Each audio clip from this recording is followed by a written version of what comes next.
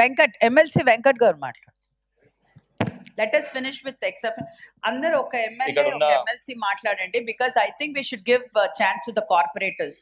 మీరు please respect చేయండి, because మా కార్పొరేటర్స్ కి every time that's what they అందరూ కూడా మమ్మల్ని రిక్వెస్ట్ చేస్తున్నారు. కార్పొరేటర్స్ కి అదే విధంగా కమిషనర్ గారికి, అదే విధంగా ఇక్కడ ఉన్న శాసన సభ్యులకి, శాసన మండలి సభ్యులకి, కార్పొరేటర్స్ కి, శ్రవణ ఒక నిమిషం, కార్పొరేటర్స్ కి అందరు కూడా వెరీ గుడ్ మార్నింగ్.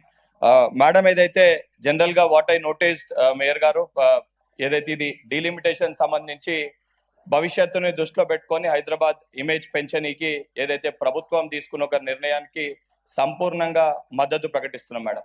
అండ్ దానితో పాటు సెకండరీ మేడం, ఎందుకంటే నేను first time member of legislative council లెక్క అయినాను, లాస్ట్ టైం కూడా పొలిటికల్ గా యాక్టివ్గా ఉండే కాబట్టి 2016 ఇఫ్ ఐఎమ్ నాట్ రాంగ్, ఎప్పుడైతే 100 నుంచి 150 డివిజన్ల ప్రక్రియ జరిగినప్పుడు ఏ రోజు కూడా ఒపీనియన్ తీసుకోలేదు, ఒపీనియన్ కన్సిడర్ చేయలేదు.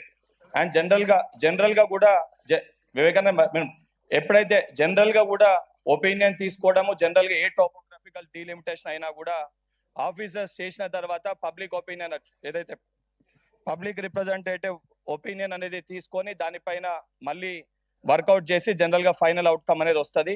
And as per system procedure ప్రకారంగా ఫాలో అవుతున్నందుకు ప్రభుత్వానికి కృతజ్ఞత చేస్తున్నా. కానీ చిన్న ప్రాబ్లం మేడం దీంట్లో, అంటే కొన్ని చోట్ల అంటే ప్రాబ్లం ఏమవుతుందంటే మేడం, పొలిటికల్ ఇంట్రెస్ట్ మాకు అడిగినప్పుడు సరే, everyone has their own personal interest. Division పెరిగినప్పుడు కార్పొరేటర్ ఇంట్రెస్ట్ కార్పొరేటర్ డివిజన్ పైన ఉంటుంది, ఎమ్మెల్యే గారి ఇంట్రెస్ట్ ఎమ్మెల్యే గారి డివిజన్ ఇట్లయితే బాగుంటుంది అని ఉంటుంది, లేదా ఇంకొక ఇంట్రెస్ట్ 2 డివిజన్స్ అయినప్పుడు 2 డివిజన్స్ కూడా మన పరిధిలో ఉంటాయని పర్సనల్ ఇంట్రెస్ట్ ఎవరిది వాళ్ళకు ఉంటుంది.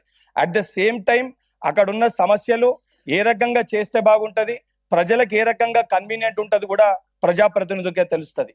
సో ప్రజాప్రతినిధులు అందరూ కూడా సెల్ఫ్ ఇంట్రెస్ట్ తో పాటు administrative, at the same time public ఏ రకంగా కన్వీనియంట్ ఉంటుందో మనం అవన్నిటిని కూడా దృష్టిలో పెట్టుకొని మన పొలిటికల్ ఇంట్రెస్ట్ ని పక్కన పెట్టి ఏదైతే ఆ రకంగా మనం రేపు సాయంత్రం లోపల రిపోర్ట్ నిచ్చి దాన్ని కూడా ప్రభుత్వం, అదేవిధంగా మేయర్ గారు, కమిషనర్ గారు దాన్ని కన్సిడర్ చేసి ఆ రకంగా వార్డ్స్ ని చేస్తే బాగుంటుంది. అంటే చిన్న ఎగ్జాంపుల్, మా దగ్గర అంబర్పేట్ డివిజన్ ఉండే madam, last time Barkatpura and Kachiguda division 2 club చేసి బర్కత్పురం తీసి కాచిగూడ డివిజన్ చేశారు.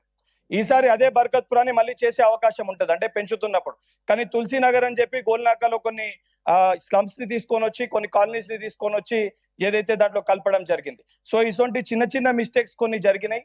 సో దానికి సంబంధించి ఇచ్చిన రిప్రజెంటేషన్స్ ని కేవలం రిప్రజెంటేషన్స్ గా చూడకుండా వాటిని పరిష్కరించినామని చెప్పి ఏదైతే దాని తర్వాత దాన్ని ఏ రకంగా రిజాల్వ్ చేయగలుగుతాం, ఎక్స్ ఆఫీషియల్స్ తోటి, కార్పొరేటర్స్ తోటి పర్సనల్ గా కమిషనర్ గారు డిస్కస్ చేసి రిజాల్వ్ చేయాలని చెప్పి కోరుతూ నాకు అవకాశం ఇచ్చినందుకు ధన్యవాదాలు. Thank you.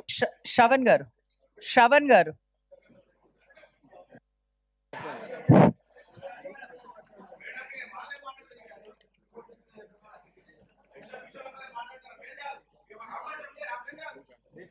Honorable